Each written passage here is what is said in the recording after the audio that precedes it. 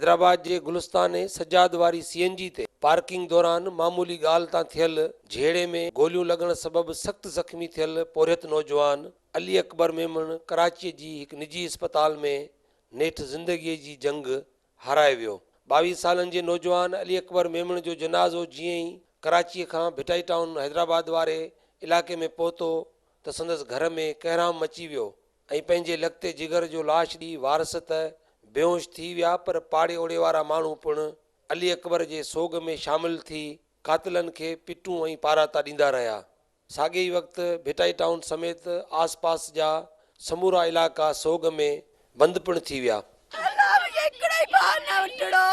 अल्लाह एॾो सुठो फरमा बरदार बेगुनाह पराए झेड़े में मुंहिंजे भाउ खे मारियो अथनि, गोलियूं आहिनि कोन मिलियूं गोलियूं, मुंहिंजो भाउ मरी वियो। असीं छा करूं? असां केरु फ़ैसिलो कंदो?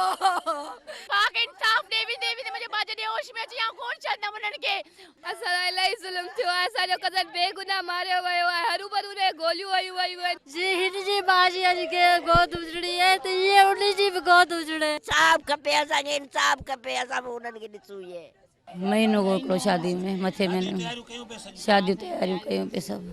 भिटाई टाउन जे नौजवान अली अकबर जे विछोड़े ते ग़म ऐं गुस्से जी लहर उन वक़्तु अञा बि वधीक तेज़ थी वई, जंहिं वक़्तु हद जी पुलिस पारां FIR कटण खां इनकार कयो वियो।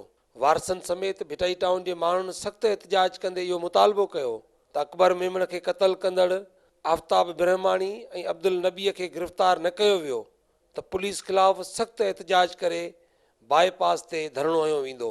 दीना दास्ती आफ़ताब उन्हनि खे 3 गोलियूं हयूं आहिनि, तंहिंखां पोइ 4 ॾींहं कराची में रहियो आहे, का हालत न हुई, का ॻाल्हि न हुई। कातिलनि खे जेको आहे सख़्त सां सख़्त कड़ी सां कड़ी सज़ा ॾिनी वञे। भिटाई टाउन वारे इलाइक़े में क़तल थी वियल नौजवान अली अकबर मेमण जे वारसनि जो हिकिड़ो ई मुतालबो आहे त हर सूरत में FIR कटे कातिलनि खे गिरफ़्तार कयो वञे। कैमरामैन हसीब रिंद सां गॾु ख़ालिद चांडियो, सिंध TV न्यूज़, हैदराबाद।